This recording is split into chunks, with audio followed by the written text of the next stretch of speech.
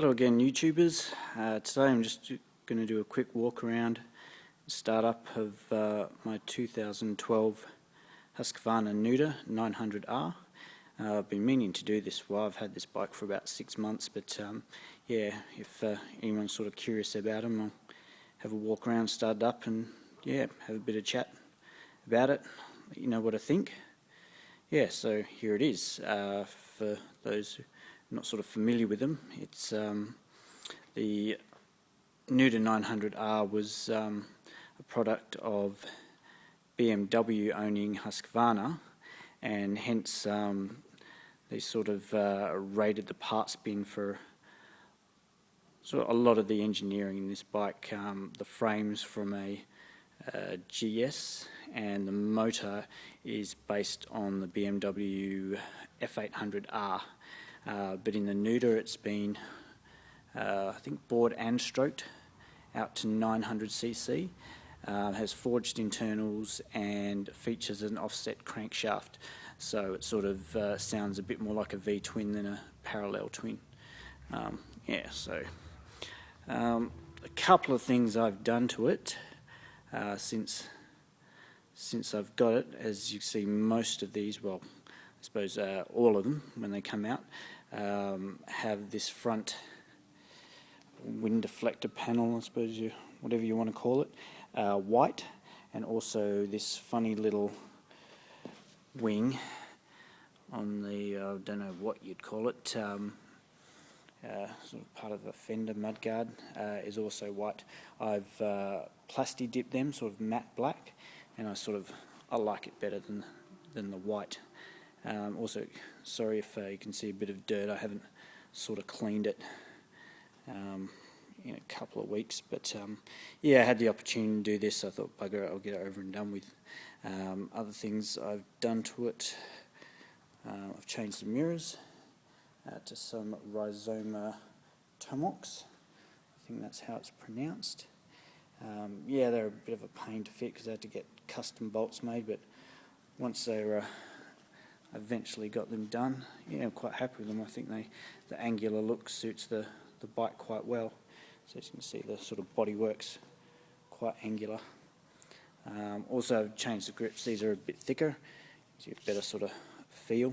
They don't look as good as the standard ones too. I'm thinking about replacing those with some Rhizomas and yeah, the indicators, blah blah blah, and the plastic Brembo brake fluid reservoir. Yeah, I want to get rid of that and get a Rhizoma black one for that as well. Yeah, so what else to say about the bike?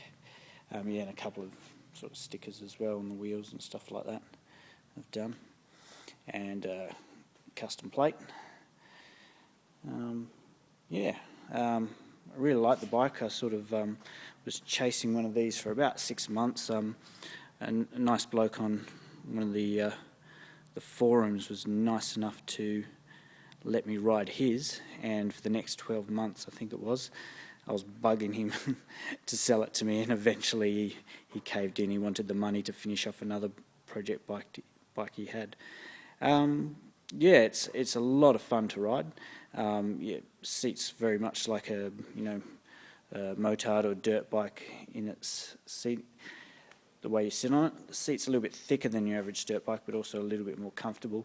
I've done about sort of 450 odd Ks in one day riding, and yeah, my bum wasn't sore after that, so I'll take that as a bit of a win. I've had plenty of other bikes that have, yeah, not sort of lasted that sort of distance without being very painful at the end of the day, and hence those bikes aren't in my garage anymore. Another thing I'd like to point out, obviously, it's the Öhlins rear shock, which looks nice. I've also sort of gone half-assed on the carbon on this bike. I personally think the standard exhaust looks awesome. Sort of finished with carbon there, and also the bracket for it, and just sort of the front bit there. And then, that's kind of about it. They could have sort of, maybe done the rear hugger, and maybe even these front bits sort of standard carbon. I know you can buy aftermarket, or actually sort of Husqvarna approved ones, and also this panel too. You can get carbon, but they're bloody expensive. But who knows, it may be something that I'll look at down the future. Yeah, so yeah, that's my Husqvarna Nuda. Other things I suppose I could say, it's quite short geared, sitting on sort of freeway and highway speeds. It's sort of fairly high in the rev range, which can be a bit annoying sometimes. This bike is good for, you know, the twisty stuff, but the high speed stuff, nah, forget it. Also, wind protection is pretty much non-existent. Anything sort of above, if you're, you know, cruising above 130 k's an hour, gets kind of annoying with the wind blast, which is kind of good if you know, you can still have your fun, but then you're not in as much danger as getting in trouble with the constabulary. Yeah, don't know what else to say really.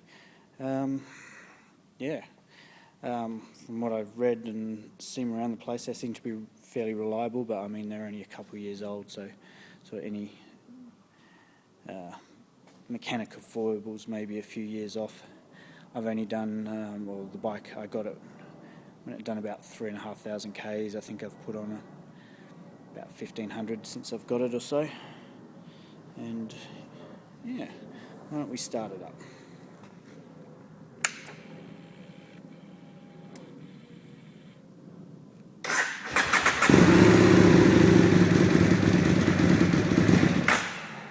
Oh yeah.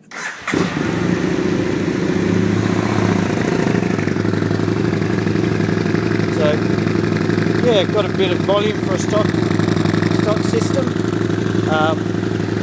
Some of the other videos you see with aftermarket ones, they're bloody loud, which is good if you want that. I kind of like the volume. You know, my neighbours wouldn't be too impressed if I got a real loud system. Thought about it, but you know, I'll probably leave it as is. Yeah.